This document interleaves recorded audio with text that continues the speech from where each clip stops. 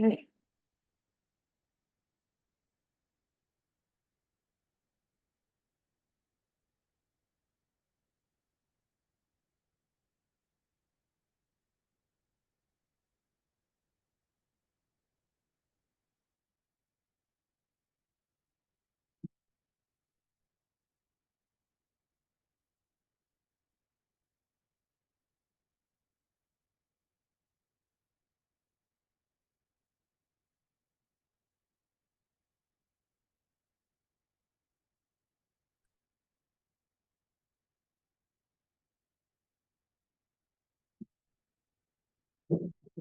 There.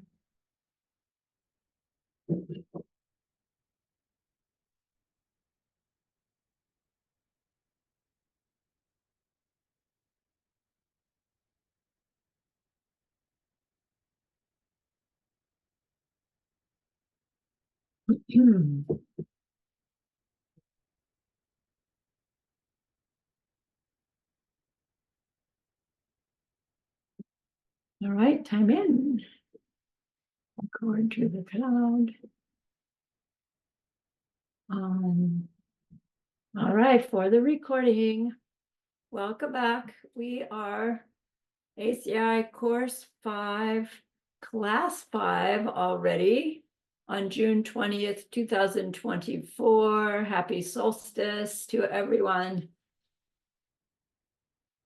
Let's gather our minds here as we usually do. Please bring your attention to your breath until you hear from me again.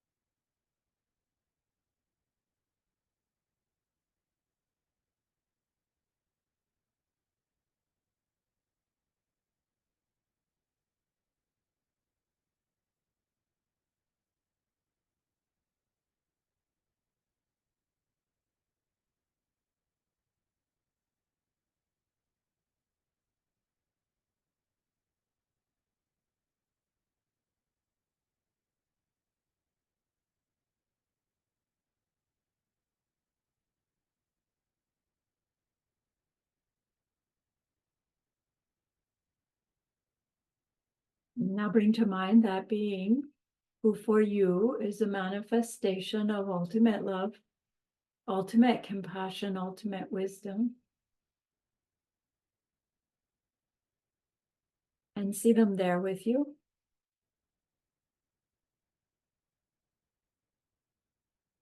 They are gazing at you with their unconditional love for you. Smiling at you with their holy great compassion.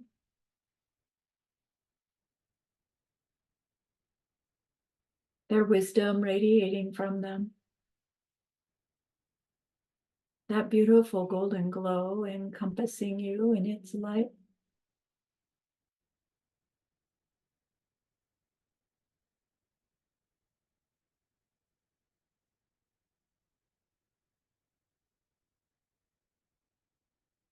And then we hear them say,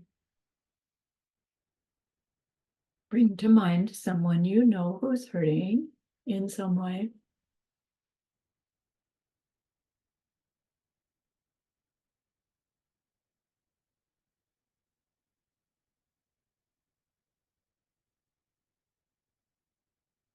Feel how much you would like to be able to help them.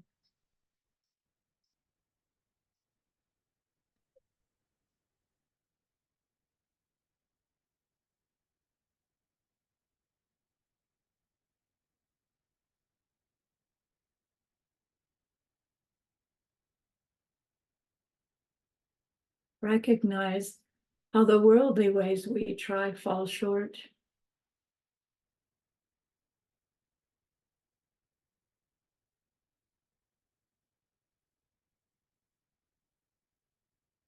How wonderful it would be.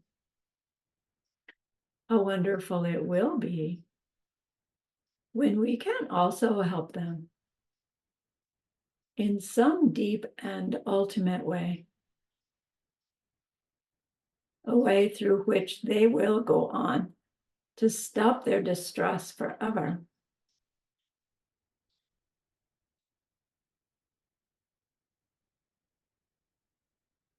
We are learning that this is possible.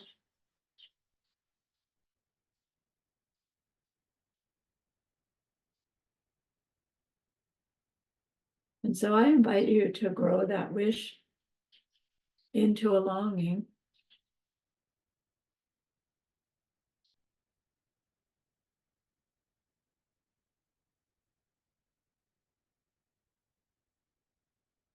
And thinking of karma and emptiness, grow that longing into an intention.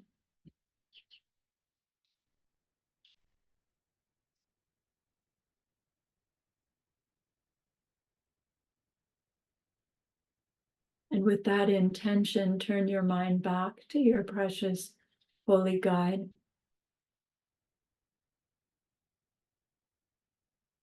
We know that they know what we need to know, what we need to learn yet, what we need to do yet to become one who can help this other in this deep and ultimate way. And so we ask them, please teach us that.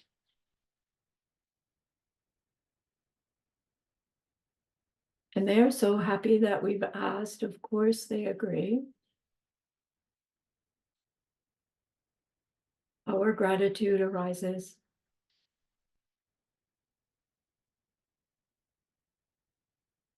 We want to offer them something exquisite. And so we think of the perfect world they are teaching us how to create. We imagine we can hold it in our hands, and we offer it to them,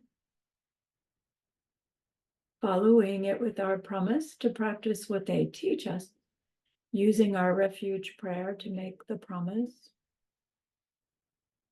Here is the great earth, filled with fragrant incense and covered with a blanket of flowers.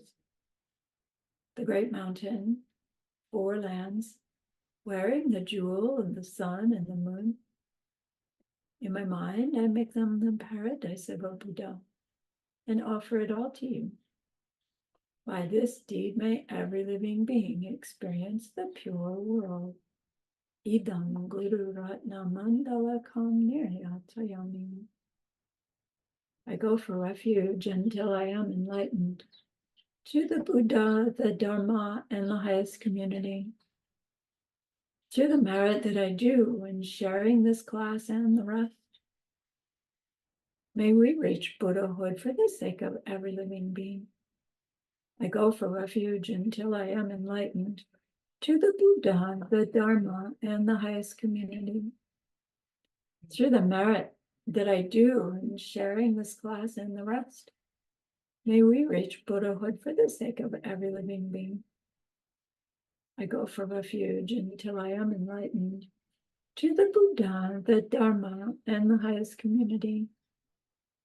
Through the merit that I do in sharing this class and the rest, may all beings reach their total awakening for the benefit of every single other.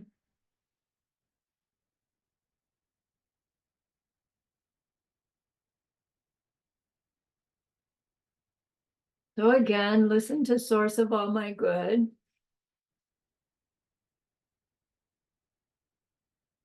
To remind us why we are studying karma. Flavia, you ready? The source of all my good is my kind Lama, my Lord. Bless me first to see that taking myself to them in the proper way is the very root of the path, and grant me then to serve and follow them with all my strength and reverence. Bless me first to realize that the excellent life of leisure I have found just this once is ever so hard to find and ever so valuable. Grant me then to wish and never stop to wish that I could take its essence night and day. My body and the life in it are as fleeting as the bubbles in the sea froth of a wave. Bless me first thus to recall the death that will destroy me soon, and help me find sure knowledge that after I have died, the things I have done, the white or black, and what these deeds will bring to me, follow always close behind, as certain as my shadow. Grant me then ever to be careful, to stop the slightest wrong of the many wrongs we do, and try to carry out instead each and every good of the many that we may. Bless me to perceive all that's wrong with the seemingly good things of this life. I can never get enough of them. They cannot be trusted. They are the door to every pain I have. Grant me then to strive instead for the happiness of freedom. Grant that these pure thoughts may lead me to be watchful and to recall what I should be doing. Grant me to give the greatest care to make the vows of morality the essence of my practice. They are the root of the Buddhist teaching. I have slipped and fallen into the sea of suffering life. Bless me to see that every living being, everyone my own mother, has fallen into. Grant me then to practice the highest wish for enlightenment, to take upon myself the task of freeing them all.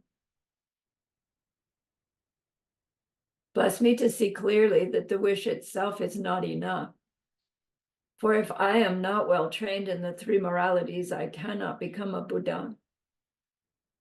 Grant me then a fierce resolve to master the vows for children of the victors. Grant that I may quickly gain the path where quietude and insight join together, one which quiets my mind from being distracted to wrong objects, the other which analyzes the perfect meaning in the correct way. Grant that once I have practiced well the paths shared and become a vessel that is worthy, I enter with perfect ease the way of the diamond, highest of all ways, holiest door to come inside for the fortunate and good. Bless me to know with genuine certainty that when I have entered thus, the cause that gives me both the attainments is keeping my pledges and vows most pure. Grant that I may always keep them, even at the cost of my life. Bless me next to realize the crucial points of both the stages, the essence of the secret ways. Grant me then to practice as the holy ones have spoken, putting all my effort in and never leaving off the practice of the 4 times, highest that there is. Bless me, grant me, that the spiritual guide who shows me this good road and all my true companions in this quest live long and fruitful lives. Bless and grant me that the rain of obstacles, things within me and outside me that could stop me now, stop and end forever. In all my lives, may I never live apart from my perfect lamas. May I bask in the glory of the Dharma. May I fulfill perfectly every good quality of every level and path, and reach then quickly the place where I become myself, the one who holds the diamond.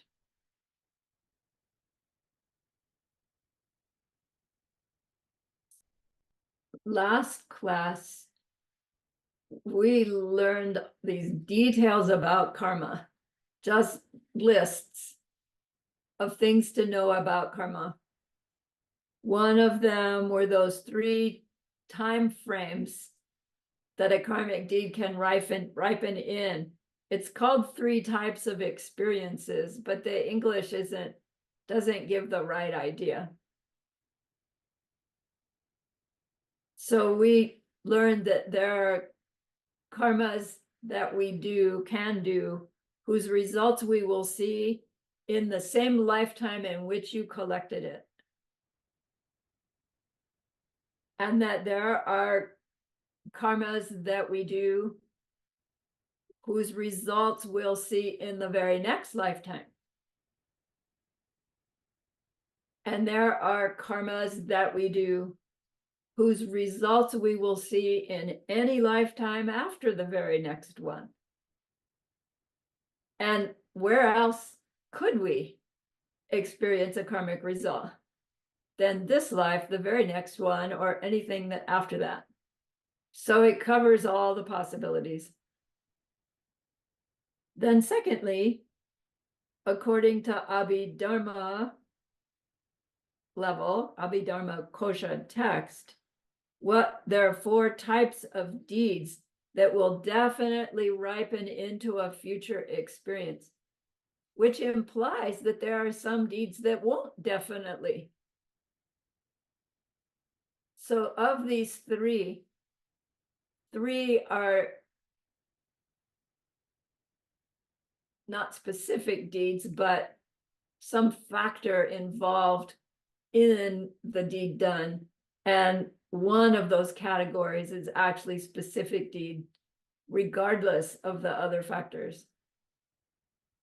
So one of these 4 types is deeds committed with strong emotions. So strong emotion that has a negative strong emotion is definitely going to ripen as some unpleasant experience similar. A deed done with a strong positive emotion is definitely going to ripen a result, which is going to be pleasantly similar. Now, so we're not saying when this deed will ripen. We're saying strong emotion increases the power of the imprint. And then second thing that increases the power of the imprint is a deeds done towards very holy objects. So in our tradition, very holy objects are the 3 jewels, which you need to think back, what are those 3 jewels from course 2? Then third one is deeds committed over and over again, right? The more we do a similar deed, the stronger all the imprints grow. And then fourth is the deed of killing one's father or mother. Regardless of the motivation, regardless of anything else, that deed is so strong that it will come over the threshold. This life, no, not necessarily, maybe. Very next life, not necessarily, maybe, right? And anytime after, yes, eventually, just meaning that it's such a powerful deed that other things that we do won't inadvertently decrease its power and keep it from ripening into a result. But if you think of these 3 things, wow, I want my positive deeds to be deeds that will definitely ripen, even if I'm just thinking worldly, this life, or a better life in my next life, human life in the Dharma. We use all this information that we learn, the details of karma and how it works, in order to help us better choose our behaviors. Right? And when we have all of course 5, rolled together, you will have the tools to look at what you like in your life and figure out how to perpetuate it, and see what you don't like in your life and figure out how to reduce it, even get rid of it eventually. That we need all of it together, but we're getting all these little clues. Like, you get to be the detective. All right. The third on your quiz was explain the three consequences: the ripening, the corresponding, and the environmental for each of the 10 non-deeds by gateway. And I'm not going to go through that again because it'll take all of class. But I'm going to ask you to read it again. Think about 10 non-virtues done in a big bad way. How wrong? It doesn't matter what the virtue was. It's the big bad way. That if that ripens at the projecting karma stage, how wrong? Medium deed, hungry ghost. Accidental, habitual, not very kind of thoughtless animal realm. But if you do happen to get a human realm rebirth, then those 10 non-virtues ripen in these more specific ways that related to the gateways of our wrong deeds of body, wrong deeds of speech, wrong deeds of mind, and that they come back to us in kind. They come back to us as the habit of doing it again, and they come back to us as the environmental circumstances, including the people, that reflect the result of that behavior. And that's where, like, really thinking about those correlations can be so helpful, because we may say, I don't ever yell at anybody, but I get yelled at all the time, so this can't be true. And it's like, wrong conclusion, right? Look at how all these correlations draw together and figure out the deeper event that you are perpetuating that is ripening or is happening within the getting yelled at all the time. Even if you're not yelling back, you're not yelling at other people. Maybe the yelling makes you feel, I don't know, disrespected or small or unwanted. And when you find that and you go looking for, well, where am I making other people, beings, feel unwanted? Bingo, right? I see that. I've done that like through my whole life. I didn't yell at anybody, but the way it comes back to me is by somebody yelling at me, and that's when I feel that. Do you see? So we're reading between the lines. And it's so helpful that all the clues are in there. Okay, so the Abhidharma Kosha explains a lot about karma and its consequences, but it never goes into an explanation of how karma actually works, how it gets into our mind, how it stays there, how it's carried. And so for that, Geshe Michael went to a different text and a different school. So for this class, we're leaving Abhidharma level school, and we're going right up to Mahayana Madhyamika Prasangika. All of that is Sanskrit.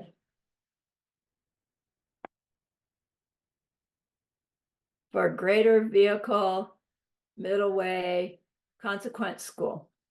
No, what's called highest school by this school, right? Not all schools call it highest school. From the text called Uma Gomba Rabsel. Gomba. Yeah.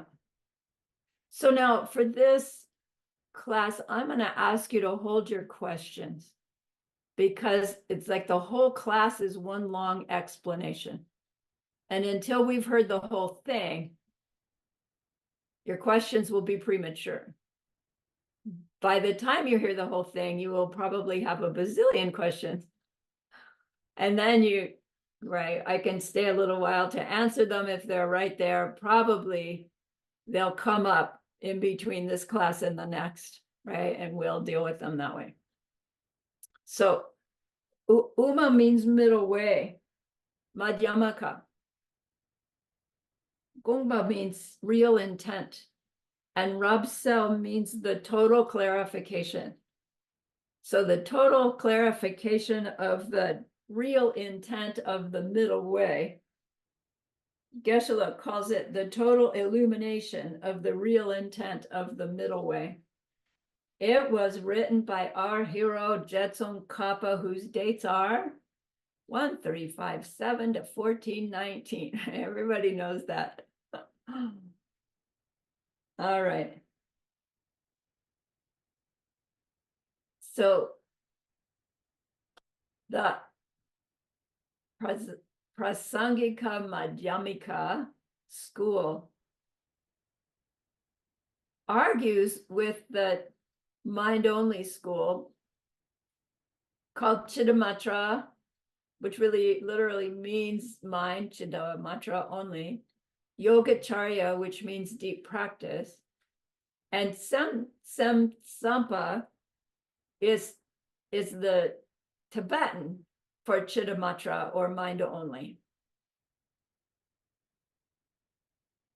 Prasangika argues with mind only over some things. There are other things from mind only that they accept and find useful.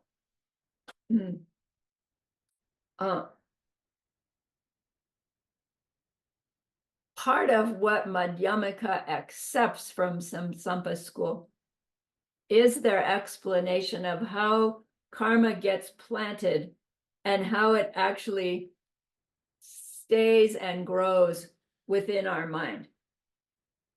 Now, once we hear mind only's explanation, Prasangika will say, that's a great explanation, except for this one little piece.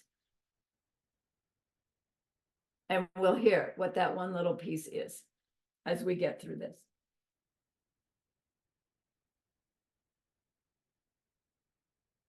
So this is from Uma Gompa Rabsel. It is a review of how Mind Only School explains how karma works.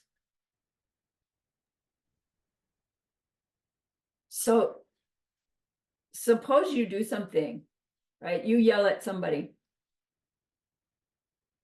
What's going to happen to you in the future? Right? We've learned enough that we can all say, I'm going to get yelled at. Not just once, but multiple times, and probably to a greater degree than the yelling at somebody else that I saw myself do. So then when someone is yelling at you, what's going on? All right, so we can look at this in from two different perspectives. Me making the karma, doing the yelling, and then me getting the result. Okay. So I know some of you have been longing for my whiteboard. So here it is. I can't get the whole thing. Yes, I can. Sorry, I've got the window glare. Okay, so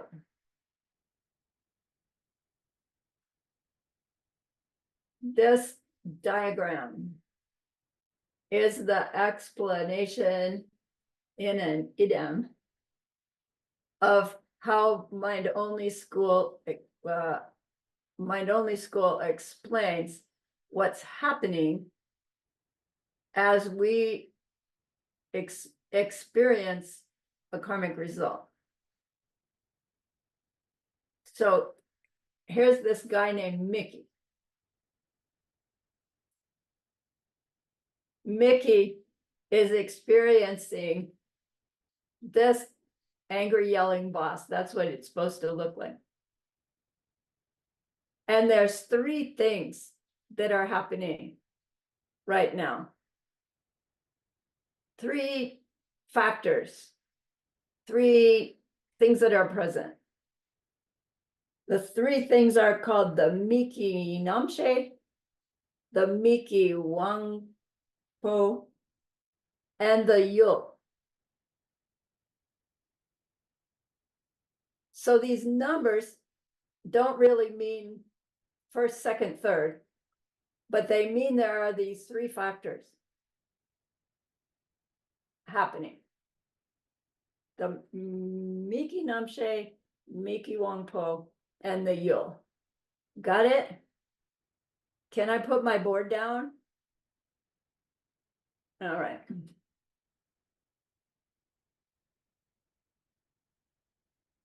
The Miki Namshe.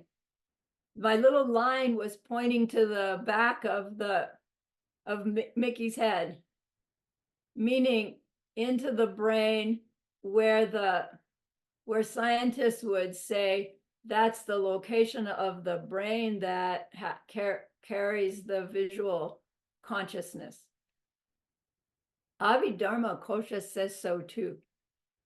There's an area in the back there that is called Miki Namshe, the I consciousness. Now, I'm using I consciousness for this whole example, but it would be also true for an ear consciousness, only it wouldn't be in the back of your head, right? Someplace else. And a smell consciousness, and a taste consciousness, and a tactile consciousness, and a thought consciousness. They wouldn't be called Miki Namshe. They would be called whatever the word for hearing consciousness would be, right? So there's the I consciousness. And then the Miki Wangpo is the I power, it's called, the I faculty, which is considered the physical tissue that delivers the information to that I consciousness. So now science says the I consciousness is a tissue also.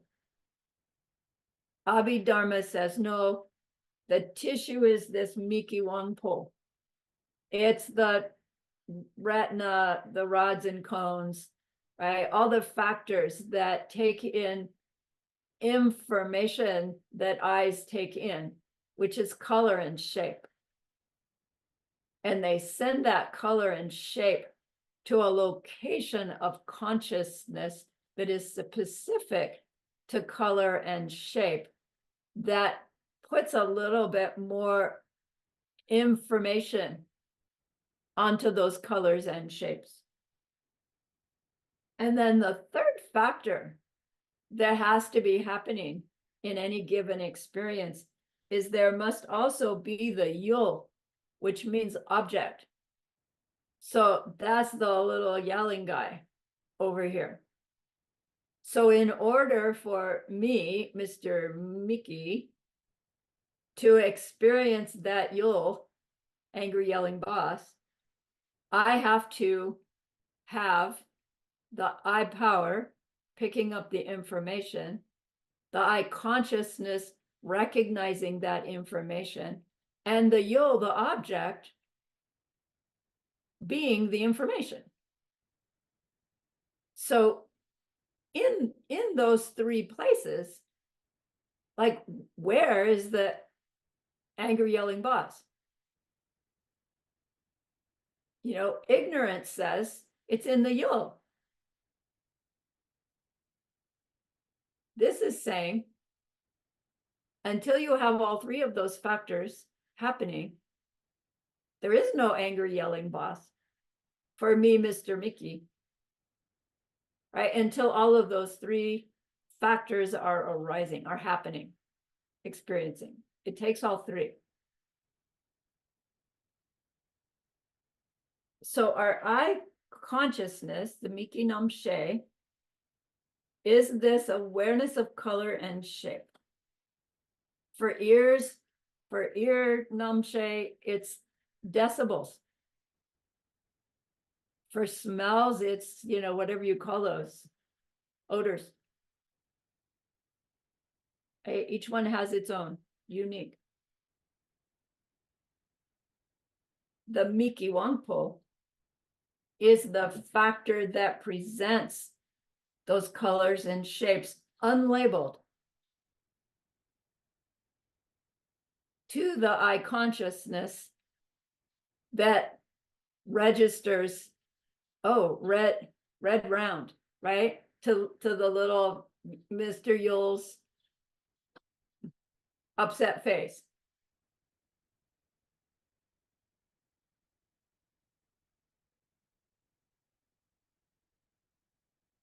So mind only says we have these three elements.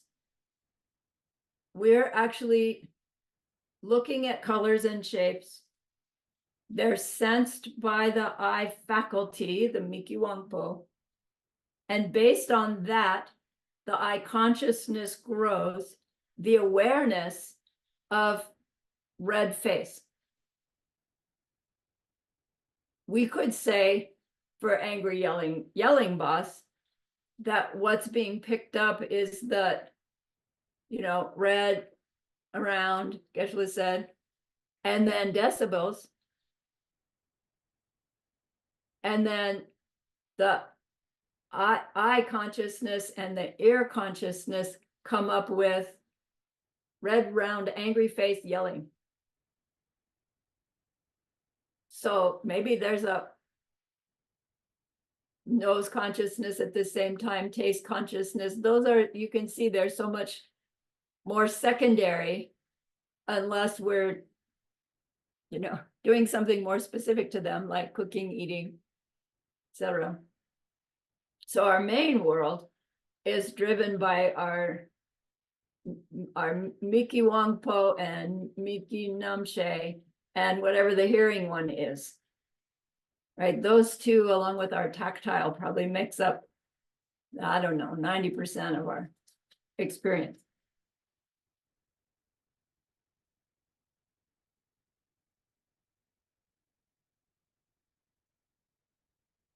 So when we say I experience the angry yelling boss, these three factors are happening. And because of those three factors, we say, my mind is aware of being yelled at by the angry boss. So they don't call that a fourth factor. That's the actual result that's ripening. But we think automatically, I'm being yelled at by the angry boss, right, as a separate thing. And this is not saying, no, it's not a separate thing. It's saying there are three things going on right now. You're picking up the information, you're processing that into something, and the object there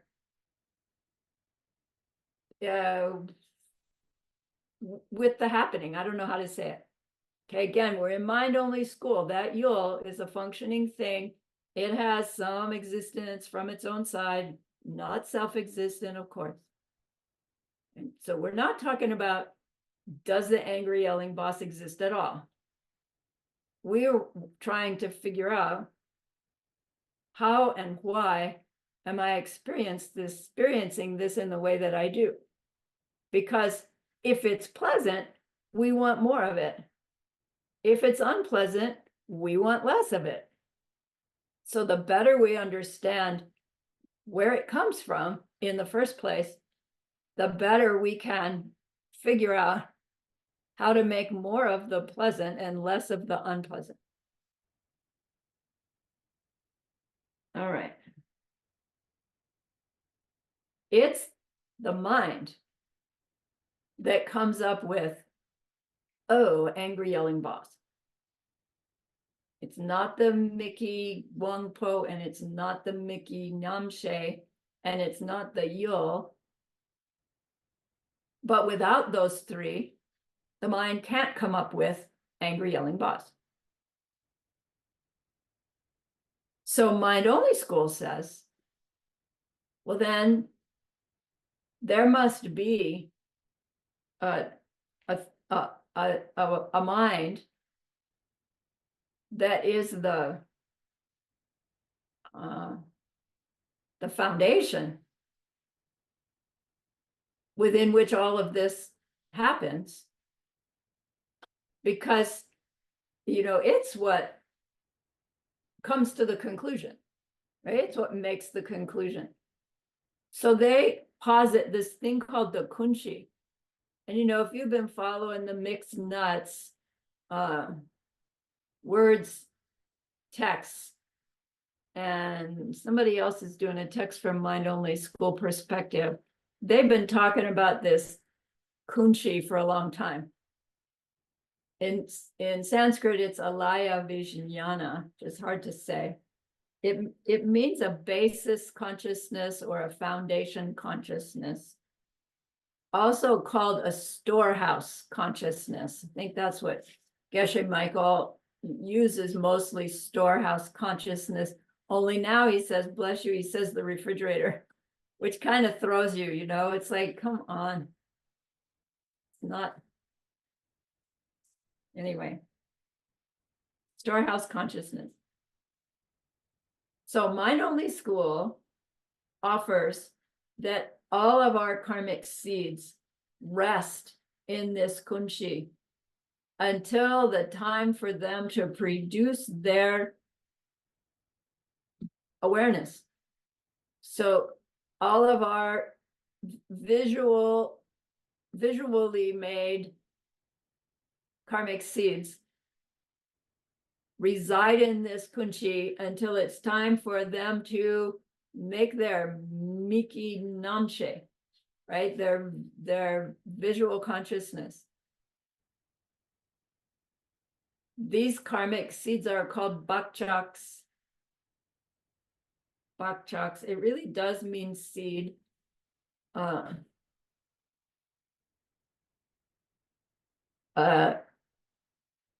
We tend to use the term imprint more than seed when we get to highest school. But it's the same idea, this bakchak. Mind Only School believes that these bakchaks, these seeds that we have in our minds, are functioning things. So they, in fact, have some nature of their own, which means they're a thing which needs a place to stay. And so this kunchi, your storehouse consciousness, is the place where these bakchaks are stored until they're ready to bring about their ripening result. They aren't packed away and stored independent of all the others, however, right? They're in this kunchi and they're all affecting each other. So they posit this kunchi within which are all of these bakchaks, and suddenly from the big pool of bakchaks is produced that awareness, red face, angry face, boss yelling at me face, right? Here's the big pool, and then like it bubbles up somehow, and you've got this experience happening. You have the Miki Namshe, you could say triggered by the Miki Wangpo, but it's not like sequential. It's like weak, Yul, Wangpo, Namshe. Bubbles up. Now, it's within that is not the I like this boss, I don't like this boss. It's just the immediate experience. And then comes more, I like, I don't like, right? And then more, and then more, and then more. We're talking about the ripening result that sets forth that whole process, our reaction of which, to which plants new Bach shocks, right? Which is why learning about this helps us be inspired to catch the moment where we can actually affect some kind of change. Once the Bach shock has bubbled up into its result, it's done. It's what we replant that is important for the future bubbling up, whenever that's going to be. So now, Geshe-la said, the Bach shock does not become the result. The Bach shock produces an awareness of the result. And that's a subtle but important piece.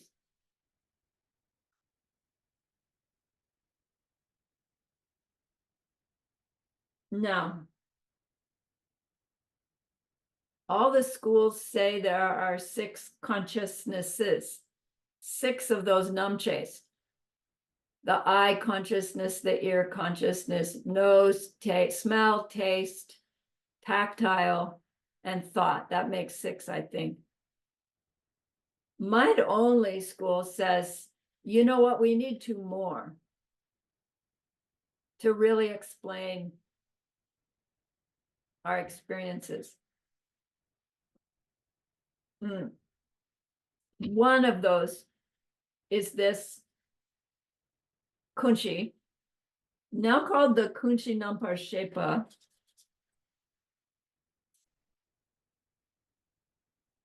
There it is. Because we need a place for these Bach shocks to stay.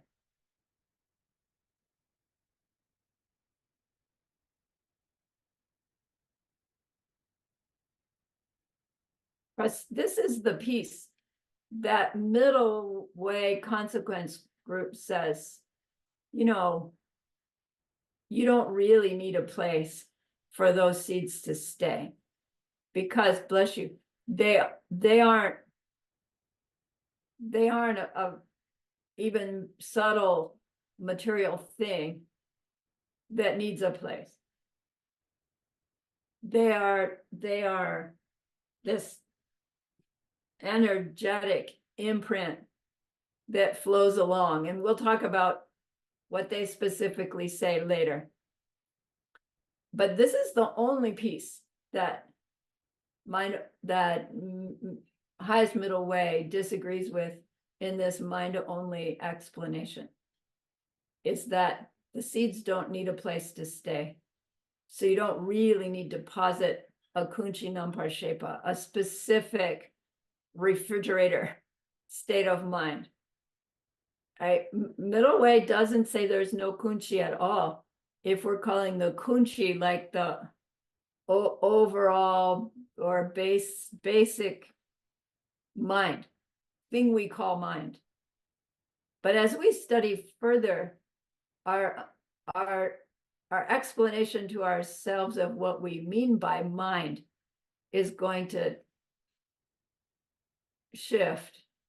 You know, assuming you're thinking of mind the way I was thinking of mind, 20 years ago when I started this, like it's a thing that I have, right? And my mind is this specific thing, and out of my mind comes this stuff. And it's like, now I see that, and now that isn't quite right. So we just don't need a place for the Bach shocks to be stored, because they don't they are stored, they are there, but they aren't material things that need a place. You don't need a bank. So we'll talk about it. Mind only school. Wait, getting ahead of myself in my vocabulary here.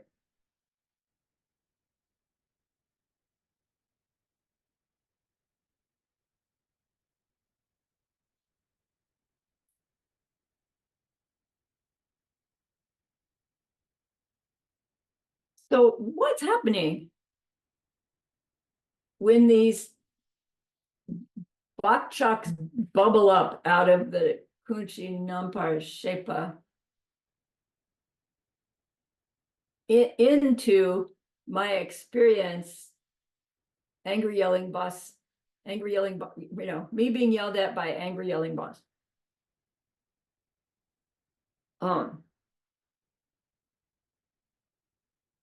We think it's like it seems like this whole explanation has just said, there's the angry yelling boss, there's the yol, the object, and my eye sees the colors and shapes and sends the message to my eye consciousness that puts it together, and my mind goes, oh, me being yelled at by an angry yelling boss.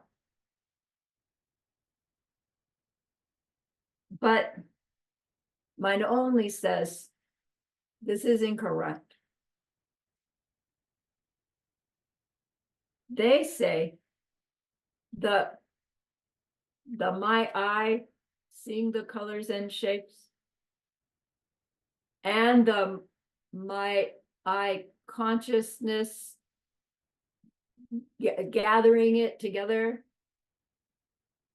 that's all my kunshi looking like my eye seeing colors and shapes. That's very different than saying the colors and shapes come in and they go here and then the mind comes up with something. This is saying all of that happening is my mind, is my mind. They don't even say, is my mind doing it? My kunshi is looking like colors, shapes, putting them together. Oh, angry yelling boss. My kunshi is looking like that right now. It's hard. It's like I had a hard time understanding this for a long time. Why would you say my kunshi is looking like that? Let's say my kunshi takes that shape. I want to say I experience my kunshi like that, but that would be incorrect also. Okay. Whatever I'm experiencing, it's my kunshi happening. Maybe we could say that. Bless you.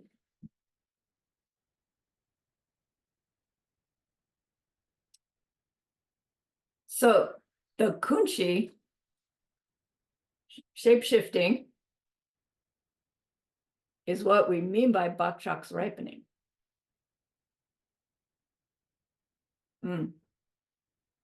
So this karmic seed is producing a consciousness that appears as the I, the physical matter, but which actually is a part of consciousness, and which is giving messages to the I consciousness, which is actually a part of the consciousness. And it's like, right, I'm listening to myself say this, and it's like, Sharani, that's not really making any sense. And it's like, right. I am saying what Geshe Michael said. So mind only school is saying that the bakchak ripens as the I power, the I consciousness, and the object, all from one bakchak. So now, if that lasts, more than an instant, it's been this bok chok and this bok chok and this bok chok. It doesn't mean one bok chok lasts the 10 minutes of the boss yelling at you. But what it means is that out of that one seed comes all three of those factors that becomes the experience. And so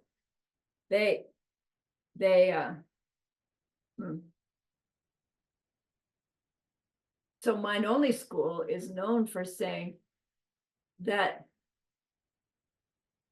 there's no separate seed for me and the thing that I experience. When we learn the 6 flavors of emptiness, it's like it's stated in this negative that there's no separate seed for me and the thing I experience.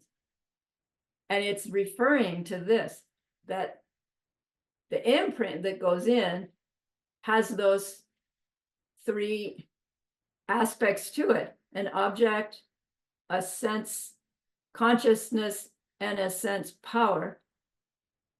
And so the seed that ripens has those 3 in it as well.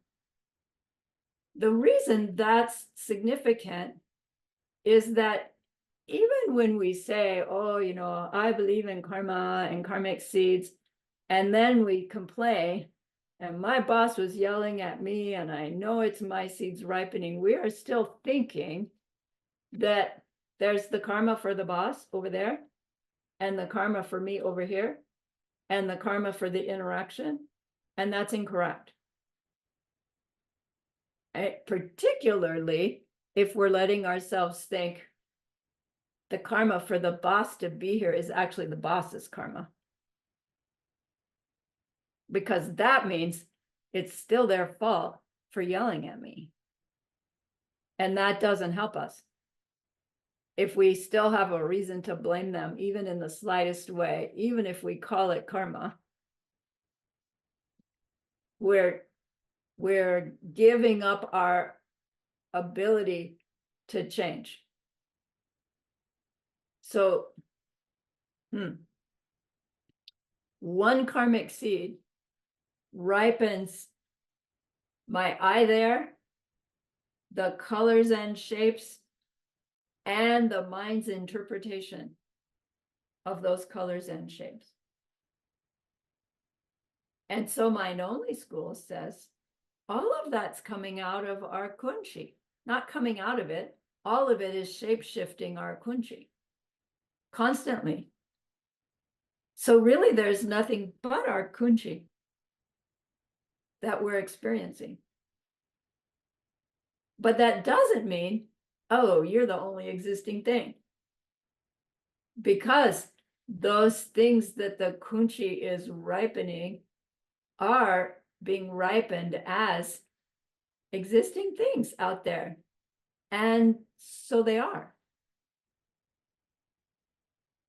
There is an angry, yelling boss out there, apparently separate from me. Right? My kunchi being that. And when you think about it, it's like, could there ever be an angry, yelling boss in your experience that you are not aware of? No, right? You have to be aware of them in some gross or subtle way to have an angry, yelling boss in your experience. So it has to be included in our awareness.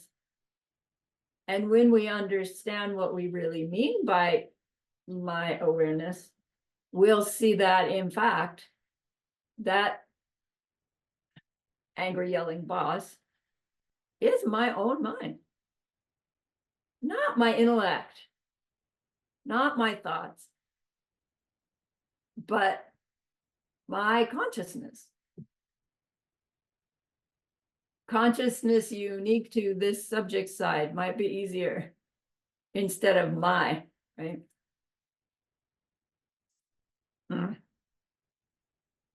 So Mind Only School says every awareness we have is just our own mind, our own kunchi appearing as that. So now, who do we have to blame for anything? My own mind, right? And that's too heavy for a lot of people. For others, it's like, whoa, then there's nothing I can't make. There's nothing I can't create. Yeah, for others of us, there's, some days where it's whoa, and other days it's like, this is too much, I can't do it. And we swing, and that's fine. That's the practice. Okay. So then, because all objects are kunchi, appearing as those objects, Mind Only School says there are no actual outside physical objects that are not kunchi, looking like outside physical objects. So I'm going to say it again. Mind Only School says there are no outside physical objects that are not kunchi, looking like outside physical objects. And so there are outside physical objects, but not from their own side. Is there such a thing as an outside physical object from its own side? No. Do we think there are? Absolutely, if you're like me. Okay. So Kunshi, Geshe uses the term emanates, probably to plant seeds. Kunshi emanates, produces an image that looks like an object out there, but in fact is our own kunchi, looking like that object. And that applies to the eye consciousness, the ear consciousness, etc., all of them. Which now means we need to rethink what we mean by our mind, don't we? And its location. Even if we say, oh, my mind is in here, too limiting. We say my mind is in here, still too limiting. Like, where's the end of your mind? If everything you experience is this kunchi shown itself that way, there's no limit, is there, to your mind? I don't know, that gives me a headache. The ramifications are astounding, says Geshe Michael, and we need to cook it. I remember we were taking this course. We had taken this course by correspondence, and then we were working with the review courses. Well, from the caretakers of Geshe Michael's retreat, and we were driving back and forth from that Diamond Mountain to Tucson quite regularly. And I'd be like, how can all this be my mind? How, as the world is zipping by me, driving, how can all this be my mind? And I just couldn't get it. But I was like, ooh, chewing on it, chewing on it, chewing on it. And now it's like, how come that was so hard? Like, duh. But, that's been 20 years of chewing on it because I'm like thick as a brick. You guys are smarter than me. Mind Only School is not to be disrespected. Truly. It kind of seems that way when we do the ACIs. It's not.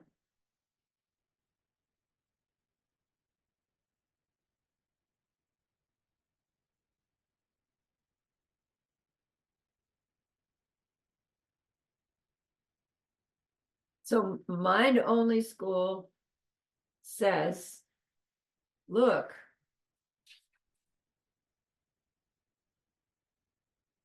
Kunchi emanates and produces an image which looks like an object, but really is our own mind looking like that object.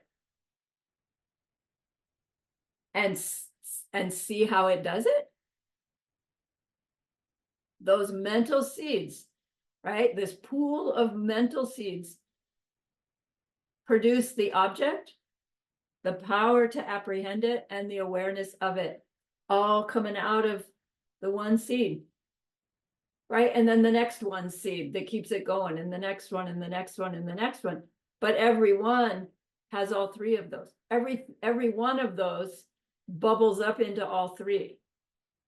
And then shapeshifts, shapeshifts, shapeshifts, shapeshifts.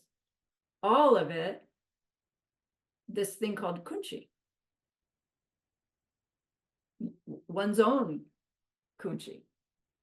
Huh? So there can't be a karma for me to be here and a separate karma for me to see you here. It's coming out of one seed, another one, another one, another one. Okay. So one karma ripens the me seeing you and everything about that experience. Because one seed was planted with everything about that experience. 65 per instant, but 65 discrete imprints.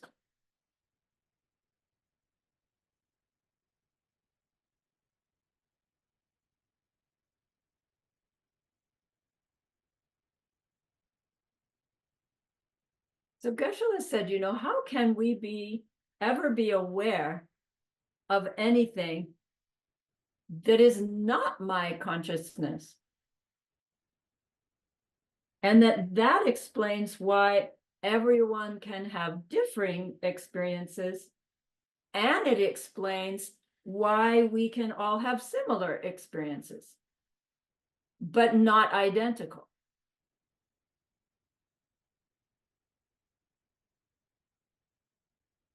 So emptiness in this school, mind-only school, is the lack of any separate karmic seed for the object and the mind itself. The perceiver and the perceived object are empty of being caused by separate things.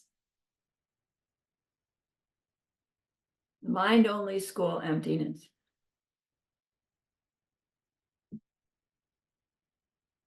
So the mind that sees the angry boss and the angry boss that mind sees, both grow from the same bakchak, the same mental seed.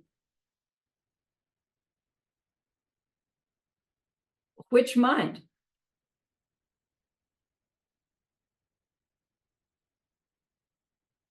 The kunchi of the experience. You can't really even say there's anything but your kunchi.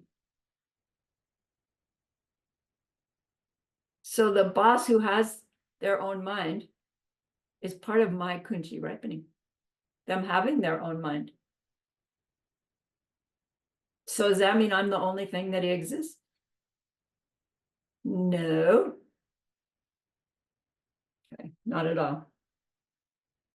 But it does mean, is there anything that I can experience that's not an arising, a shape-shifting of my own kunchi? No. And what shape shifts the kunchi? The bakchaks. And what makes the bakchaks? My behavior. Right? The the subject side within that kunchi that's aware of its reaction as the thing shape shifts. Is it outside that system? No. Right? It's part of it. So mind only's conclusion, even within the belief that there are functioning things that have their own natures, not self-existent, are still my responsibility. Any way that I experience those functioning things is my kunchi ripening. So mind only does say everything is our personal responsibility.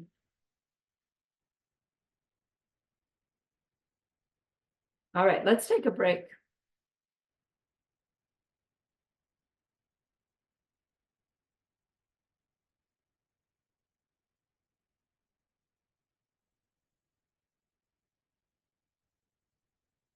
Wait, who did that?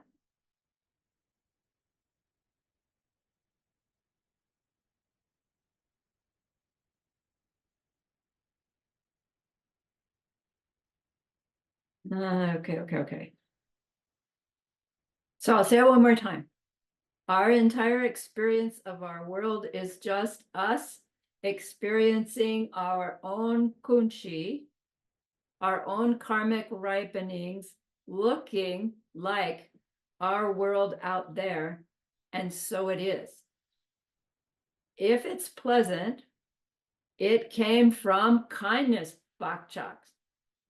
If it's unpleasant, it came from unkindness, bakchaks. Of our own mind, our own mind's bakchaks. So we perceive nothing other than emanations of our kunchi looking like outside objects. Are they outside our physical body? Yes. But can they be outside our consciousness and experience them? No. Okay. So if your homework said, what two things arise from one karmic seed according to mind only school? The answer is one's awareness and the sense powers and what they sense. So really there's three things, but they call them two. The perceiver, our awareness, and that which is perceived, which requires the I power and the I consciousness. Right? So the answer is one's awareness and the sense power and what the sense power perceives as not one thing, but one. The other half of this answer. That's what I'm telling. All righty.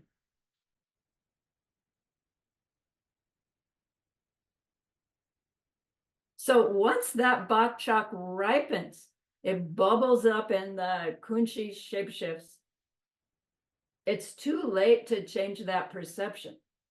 It's already there. But how we react to it, how we react within it, how we behave, that's what influences that kunchi. And we call that influence a new bakchak made, which has all those three factors within each one as well. So we're the practice, the game, is to train ourselves to be aware that the ripening is our opportunity to respond instead of react. Because our reaction to that experience is habitual, driven by a misunderstanding that in fact this is all my kunchi bubbling forth. And when we're more aware of it, all my kunchi bubbling forth, we see it's like, well, great, this is the opportunity for me to influence that kunchi in a way such that when that bubbles forth, it will be pleasant. And that's how we can use this process to stop all suffering, to reach Buddhahood. Because that kunchi can will shapeshift according to what bubbles up. And what bubbles up is according to what we put in. Okay. All right. So we want to train ourselves to react to our own mind looking like my outer world with bodhicitta, with loving kindness, with a little bit of wisdom. Not just our thoughts, but actions, speech as well.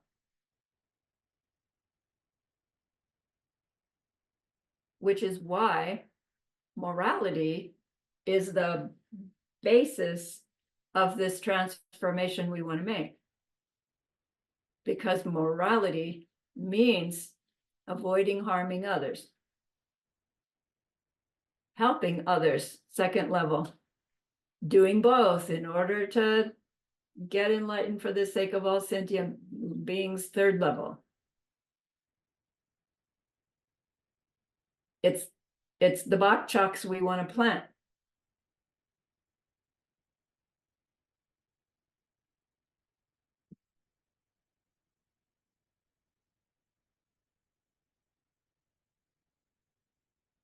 So what are we really looking at when we see an object, according to Mind Only School?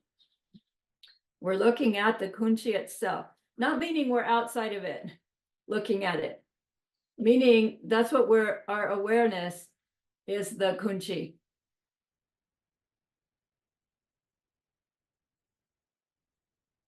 It's emanating, I guess you have to using that word, emanating the mind and the ripening mental imprints within it. The bok choks within the kunchi ripen, and the kunchi appears as me seeing angry boss, me being yelled at by angry boss. Like hyphenate that, make it all one thing, because it's all coming out of one series of bok choks. So how does it all work? How are those karmic seeds planted? How are they carried? Geshe-la explained. Suppose we are aware of ourselves yelling at somebody. As we conclude that deed, the energy of that whole effort, he says, is transferred to the kunchi. Well, wait a minute, it was coming out of the kunchi in the first place. And so the kunchi has been influenced by that energy, by the vibration that we made while we were doing that yelling. And that kunchi is influenced in that way. And as we're doing the deed, the force of that deed is gaining in strength. So the longer it lasts, the stronger it gets. And then once it's done, it's as if the finishing it, the completion of the deed, packages that energetic imprint in the mind.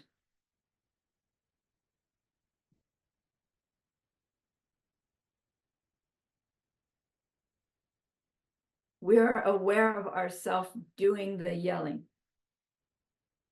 And that action finally finishes, and the kunchi is stained by that energy. And that means the bok chok has been planted. We call it karma collected. Now, these things called bok choks, highest school says they're not mental and they're not physical, and they are changing things. So there's this category of all existing things that are changing things that are not all physical, not all mental. Here they're talking about this potential. So if in the midst of yelling at somebody, you catch yourself and make the effort to stop or change, at the end, the buck truck's going to be different than if you let yourself complete your yelling, whatever that's going to look like. So that action of being aware, ooh, I'm making seeds I don't want, I'm going to stop, even in the middle. It's changing the imprint, right? It's not changing the imprint. It's a different imprint than it would have been if you let it go all the way to its conclusion.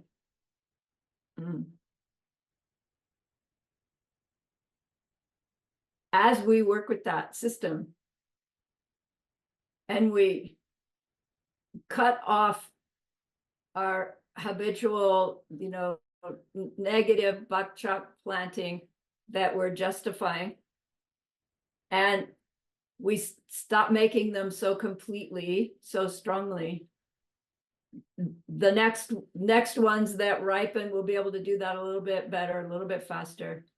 We'll start being able to choose different responses. And then, we hear Geshe-la saying, you can go kiss those angry yelling people goodbye, because you're going to make your kunshi such that you can't ripen an angry yelling person anymore, because you've so influenced your kunshi with kind response to all of those yelling idiots that your kunshi can't shapeshift one of them anymore. And that's really the only way we get rid of angry yelling people at us. You can't run away from them. You can't, right, change your mind about them. We can just change our buck trucks. And we're the only one who can do that. So Mind Only School says that energy at the conclusion of the deed is planted in the kunchi, and it stays in that kunchi, the foundation consciousness, until they ripen into their result. Meaning until they ripen into the kunchi shape shifting in the way that they do. Yeah. And those seeds have to stay somewhere. I said that already. They say that this buck truck, it is a changing thing. It's not permanent, because it's going to ripen and be done. And they say that it continues on moment by moment in a stream of replication of itself. A constant fluctuation in this chain of similar forms. I don't understand this. This is one of the things I've got on this shelf, because it doesn't seem to me we need all of this explanation. But it says, all we are, like my identity, Sarani, is this series of constant fluctuations of perceptions of this kunchi shapeshifting as those buck trucks do their thing. In, out, in, out, in, out. Like the deck of cards that has the horse, and you go like this and the horse is running. But when you take each card, it's just a drawing of the horse in a different position. But then you run it. You've all seen what I mean. And the horse is running. That's a really good analogy of our subject object interaction between experience happening constantly. They explain that each seed in carries along through time,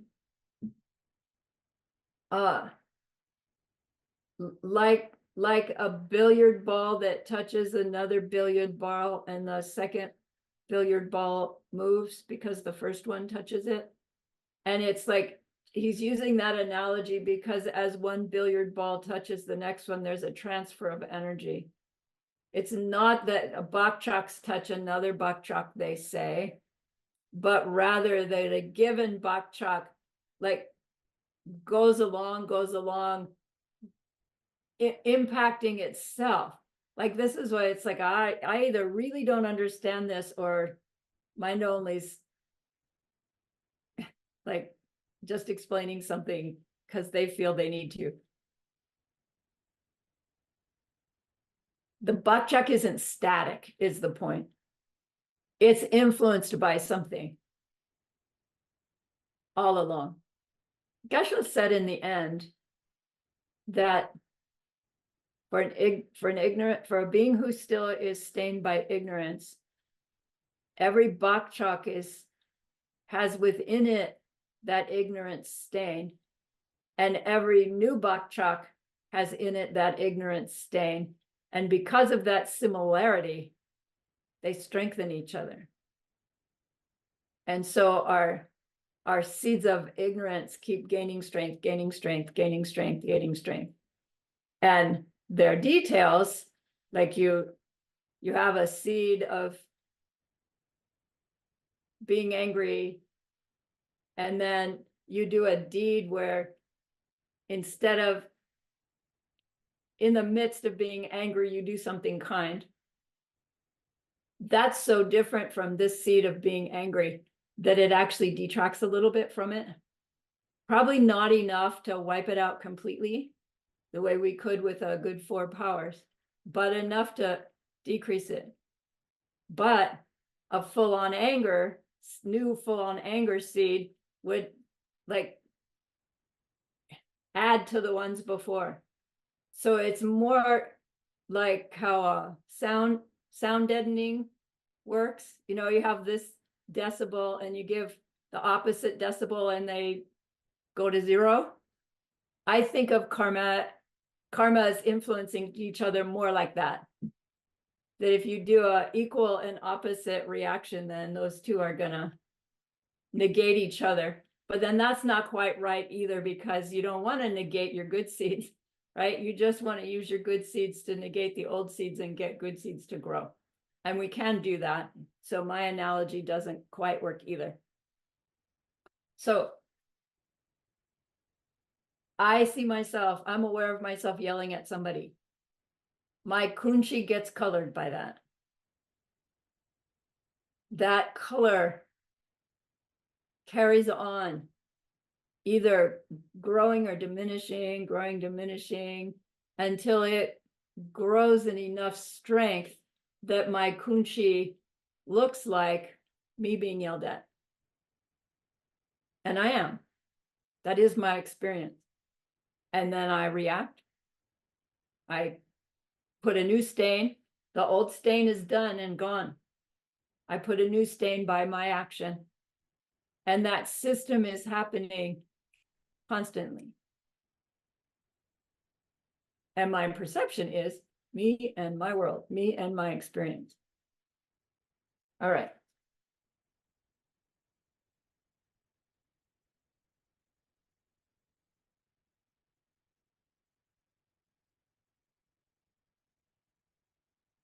So technically, when we perceive ourselves doing something to another, we are imprinting. And when we perceive someone doing something to us, we are actually, I want to say X-printing, but you know, ripening. but we have it backwards, right? We, as ignorant beings, we see them doing that to me, right? And we see me doing something to them. But really, it's the reverse.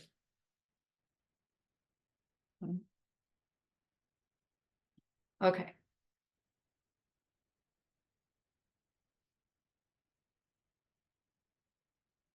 So then they say, the bok chucks are going along, you know, not bumping into each other, but their own energy is growing, diminishing, until they say when conditions are right, the bok chock ripens into a perception of something. The result flowers.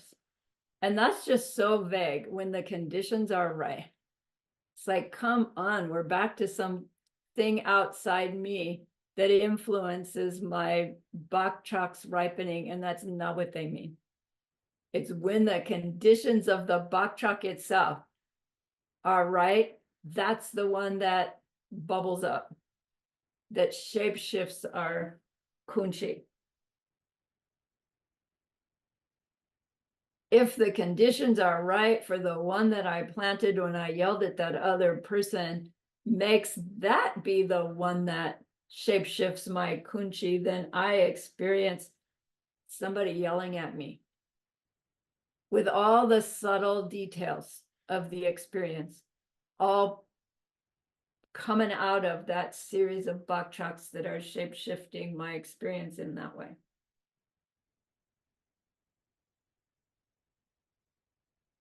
It does not stop things being unpleasant just by knowing that it's our own mind. What it helps us do is choose a other than automatic response. Helps us have the power to choose a kinder response.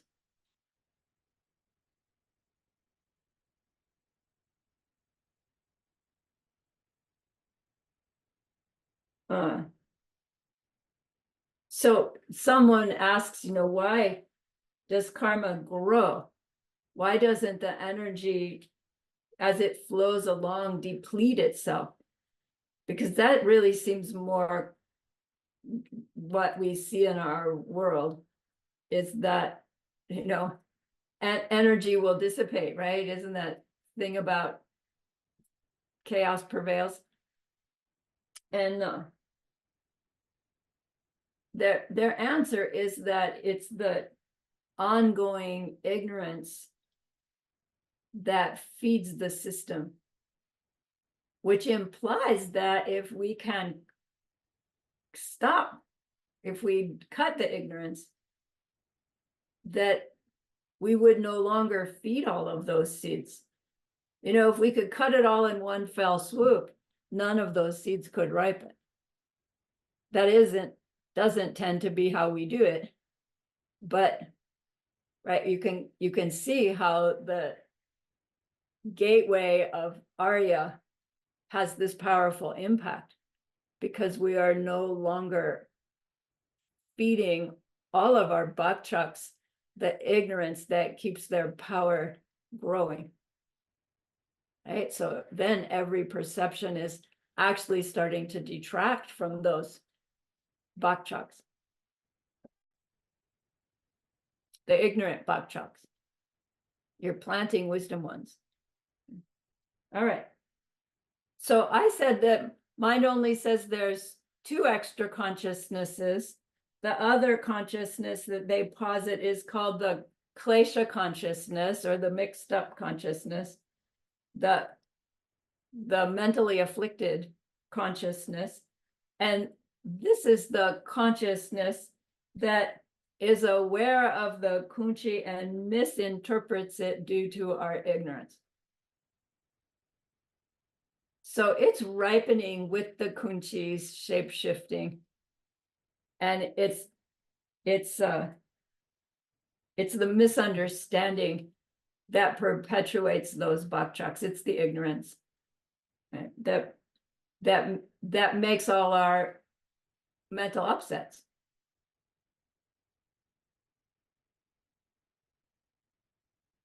So now, highest school, as I said, criticizes mind-only school for saying that the buck chucks need a place to stay. And highest school says, look, they aren't things that need a place to stay. They are the influences of the influences on our consciousness by what our consciousness is aware of its subject side, thinking, doing, saying. So those buck chucks, they are just carried along in the simple, unexamined me. Like, this feels as, I don't know, incomplete as the mind only saying that the buck chuck, right, hits it and goes on. But what they're saying is that if we don't do any examination, we have an awareness of our me. And that simple me, subject side, constantly there. If you don't analyze, it's fine. Buddhists say, you know, I'm Shakyamuni. We say, I'm Sarani. You say, state your name. We say, I am. And that simple me flows along from moment to moment to moment to moment. And that's where the seeds stay. And it does make sense in a way, because you know, can we have an experience independent of a subject side part of it? Subject side means you, right? You're you. Can you experience something independent of you? No. And so, like, every seed has your you in it. Every seed out has your you in it, and every seed in it has your you in it. And we can just say that simple me flows along and the bok chucks flow with it. You know, technically, we are it.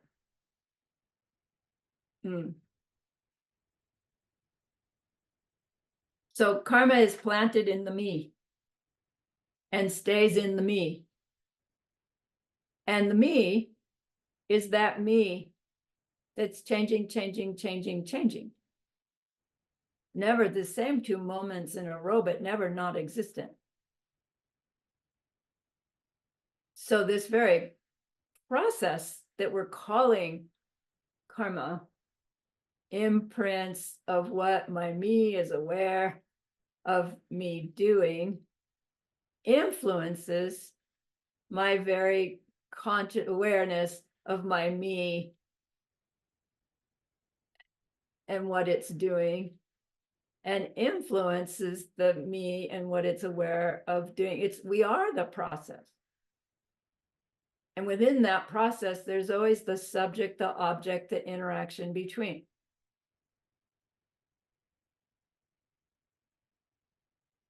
So yes, we have this pool of buck chucks, but it's us.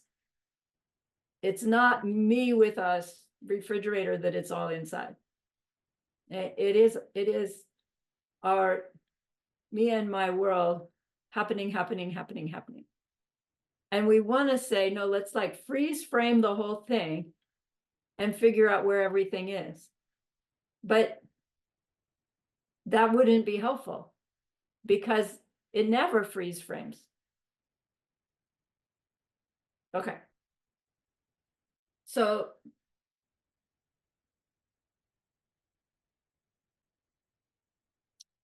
Geshe-la quoted from the sutra requested by Upali that says, a splash of pleasing flowers open their petals, golden palaces blaze in breathtaking beauty.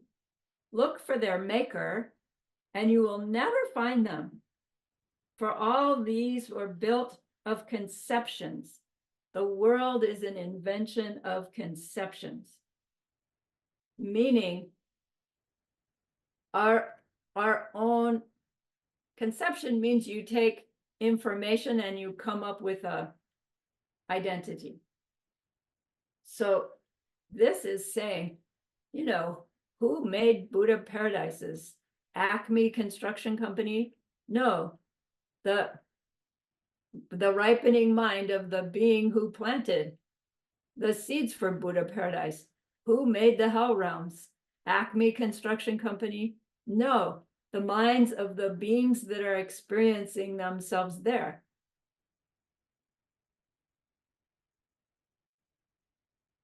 Everything's created by karma. And we are that karma, right? Our subject side is part of it. So Buddha says over and over again, your world and the beings within it are only made by your own mind. So Mind Only School says, look, Buddha said so. Our world is only mind, so let's name our school after it. Mind Only School. And then, you know, they knew what they were talking about. But then the rest of us come along and go, oh, mind only, right? And we're thinking the wrong thing about mind only. And so high school says, well, look, Buddha didn't really mean only mind, as in everything you experience is your kunchi showing up. He didn't actually mean that. They say what Buddha also said in these other turnings of the wheel we'll learn about later is tokpe taksam.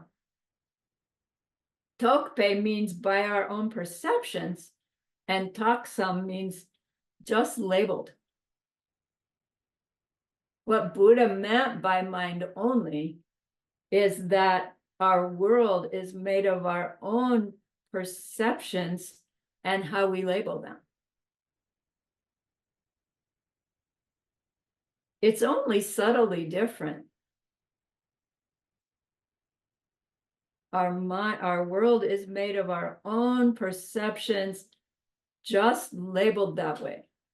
Our perceptions come from our labels. Why do we put on the labels that we do?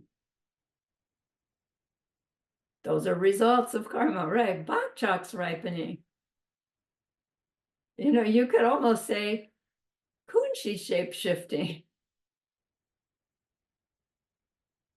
But high school says, no, it's not that everything is only your mind, especially if we're thinking of that wrongly. But when we say, well, everything I experience is unique to my perception of it, how is that different than saying everything is my own mind? Right? We can both be looking at the same tree, and we are perceiving that tree unique to each of us. And we're believing that there's a tree out there that we are each perceiving uniquely, and that would be mistaken. Tokpe takso.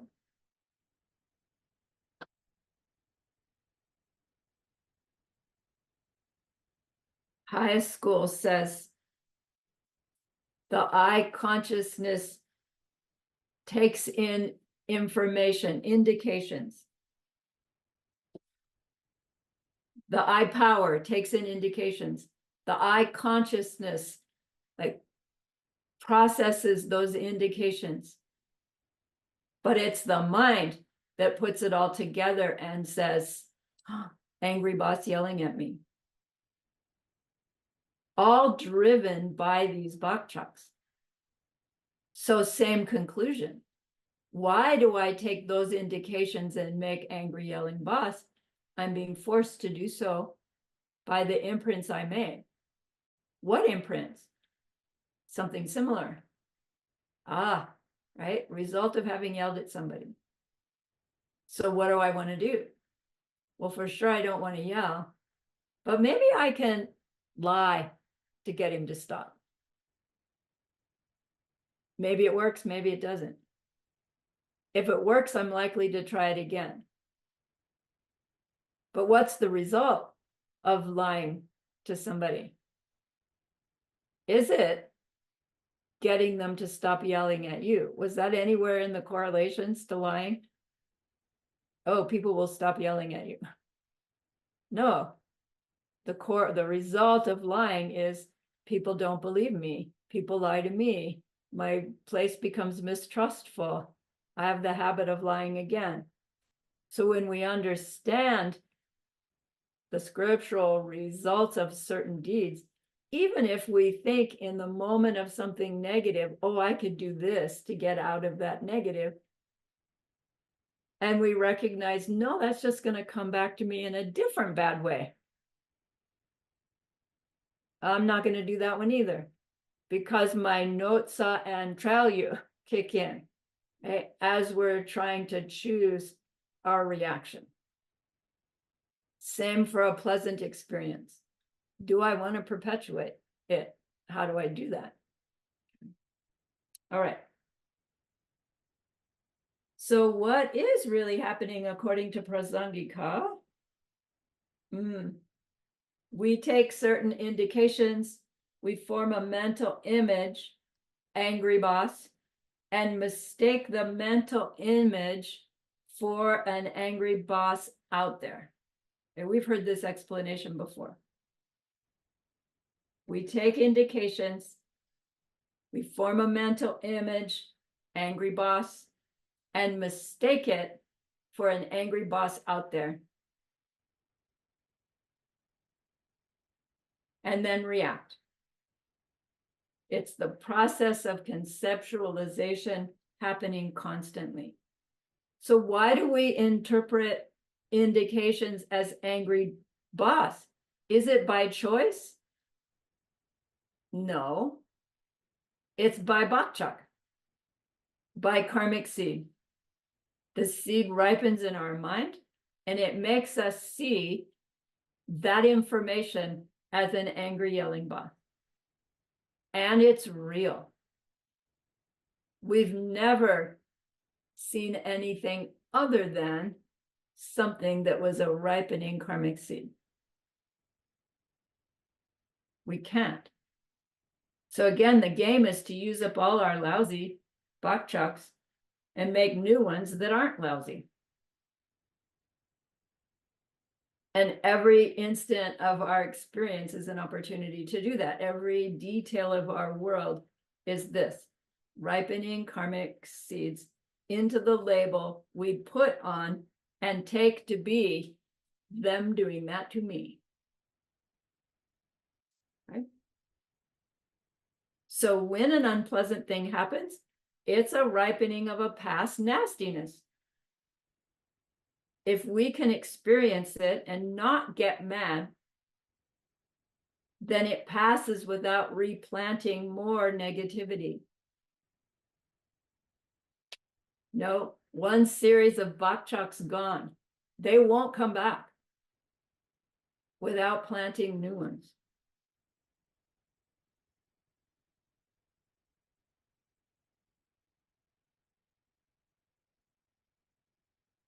So we will tend to say, well, yeah, but what about the indications? Aren't those really there? And Geshe-la said, just wait, right? We're getting to Diamond Cutter Sutra. We'll get there soon about the indications. And then Mind Only School says to Prasangika, well, then you guys, if you say Buddha didn't mean mind only, what do you say Buddha meant when he said everything in the world is nothing but mind?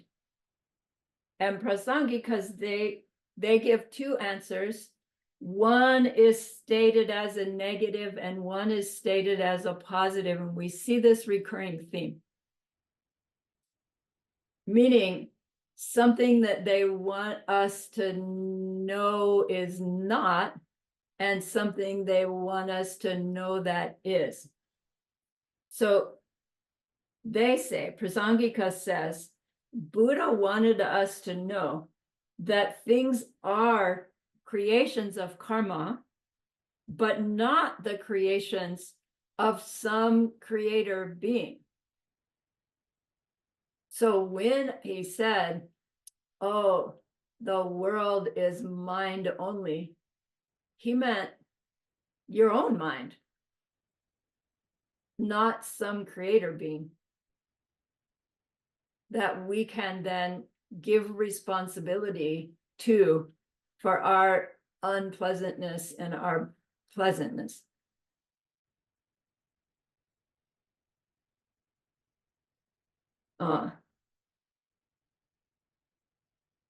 Secondly, Buddha wanted us to know that the mind is the main thing. But remember when Abhidharma Kosha, 4th chapter, Lele Jikten, not okay. No, deeds cause the multitude of worlds. What do we mean by deeds? Movement of the mind and what it motivates. Karma. So when Buddha wants us to know that mind is the main thing, Prasangika is saying what he means is that movement of the mind and what it motivates, meaning karma, karma is the main thing that creates our world. So, Jetsun Kappa apparently at some point wrote, I wish Buddha had said, mind is the main thing that made your world, so that then mind only school would be mind is the main thing.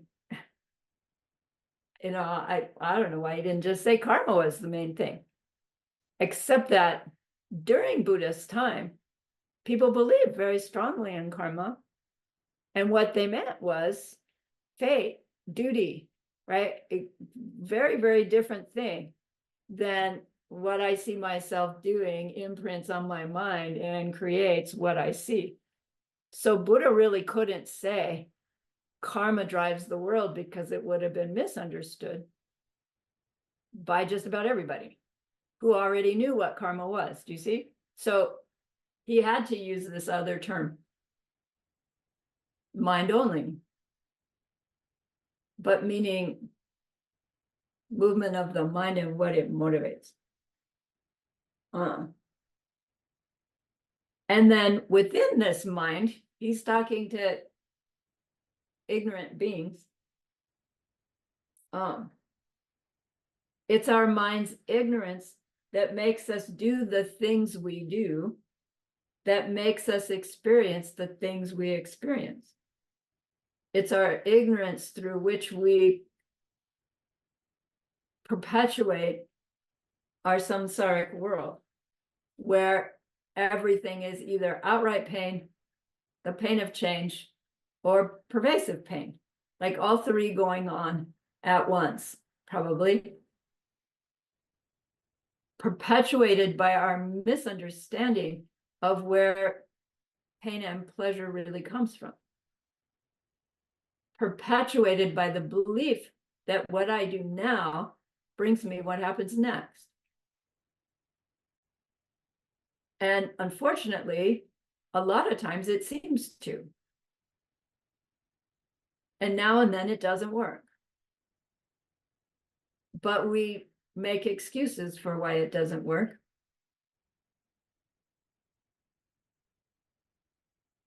Because some part of us doesn't want that ultimate responsibility that comes with understanding the true nature of our ignorance, which is also empty of self-nature. So what's the practical application of all of this? Once we deeply understand all of this, we can never again ignore any of our actions of body, speech, or mind. we will want to cultivate a very fine level of observation of ourselves, watching our behavior, so that we can very carefully avoid harmful acts to such a fine degree that we can burn off the very ignorance through which we perpetuate the cycle. Like, as we know we are creating our future moment by moment, we become more aware that we are completely responsible for every detail of our world. And we want to become so careful with what we think and do and say that we can stop perpetuating a world that has suffering.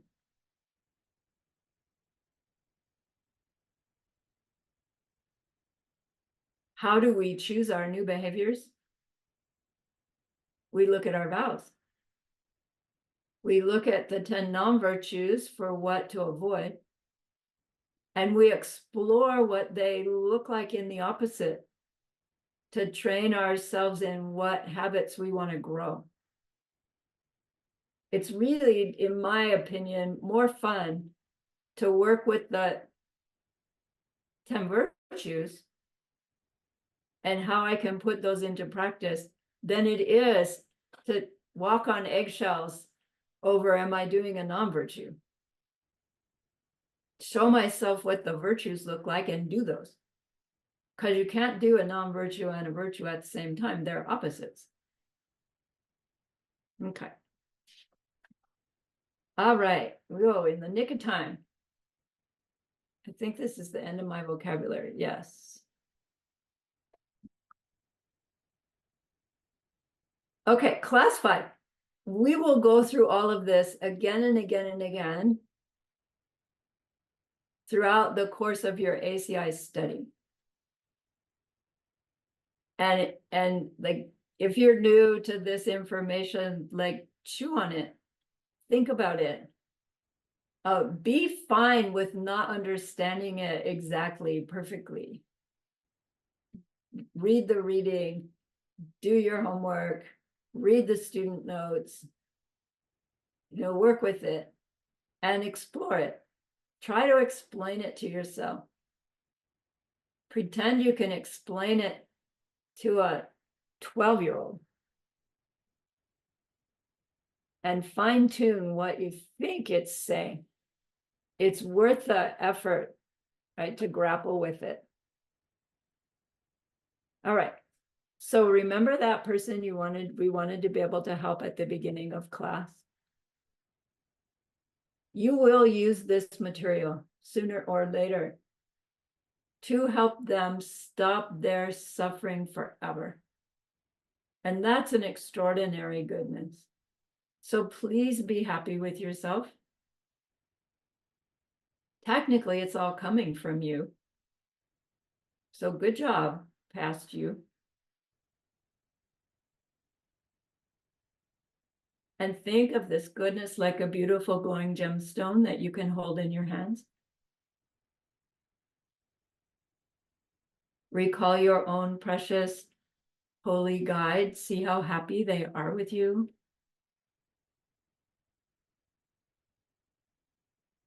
Feel your gratitude to them.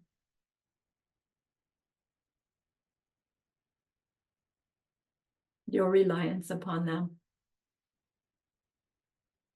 Ask them to please stay close, to continue to guide you, help you, inspire you, and then offer them this gemstone of goodness. See them accept it and bless it, and then carry it with them right back into your heart. See them there, feel them there. Their love, their compassion, their wisdom. It feels so good. We want to keep it forever. And so we know to share it by the power of the goodness that we've just done. May all beings complete the collection of merit and wisdom, and thus gain the two ultimate bodies that merit and wisdom make. So use those 3 long exhales to share this goodness with that one person. Just share it with everyone you love. Just share it with every being you've ever seen or heard of. See them all filled with happiness, filled with wisdom, and so filled with loving kindness. And may it be so.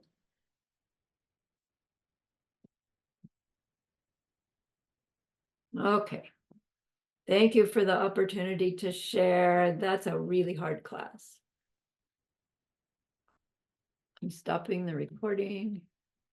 Yes, I'm stopping. Okay, so any burning questions, right? I know there are questions, but anything that needs clarification just to let you go until Sunday? Yay, good. All right. Okay. Have a nice weekend. John, I'll send you a new link.